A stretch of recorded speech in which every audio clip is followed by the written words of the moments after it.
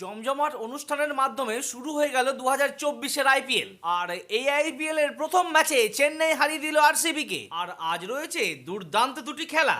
বিকেল 3:30-র সময় খেলা রয়েছে Punjab Kings versus Delhi Capitals, আর 7:30টায় খেলা রয়েছে কেকেআর ভার্সেস সানরাইজ হায়দ্রাবাদের। নমস্কার, আমি প্রীতিশ, আপনাদের স্বাগত জানাই ক্রিকেট স্ট্র্যাটেজিতে। সবকিছু পাল্টে যাবে, কিন্তু সিএসকে এর উইনিং কোনোদিনই পাল্টাবে না। এবারও জিত দিয়ে শুরু করলো সিএসকে, আর হার দিয়ে শুরু করলো আরসিবি। বিরাট কোহলি আবারও রেকর্ড গড়লেন।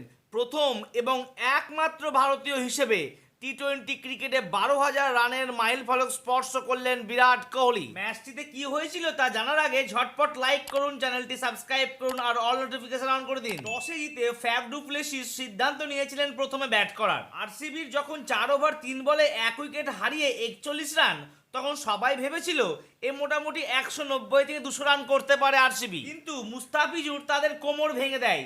11 ওভার 4 বলে 5 উইকেট হারিয়ে রান করে 78। এখানেও কিন্তু সবাই ভেবেছিল আর কত দূর যেতে পারে, খুব বেশি হলে 140 কিংবা 150, কিন্তু না, অনুজ রাওয়াতের 48 আর দীনেশ কার্তিকের 38-এর ফলে আরসিবির রান গিয়ে দাঁড়ালো 173 রান 6 উইকেট হারিয়ে। 174 রানের লক্ষ্যমাত্রা নিয়ে সিএসকে ব্যাট করতে শুরু করলো। আর সেখানে ঋতুরাজ গাইকোয়াড 15, রবীন্দ্র 37, রাহানে 27, মিচেল 22, শিবম দুবে 34, জাদেজা 25।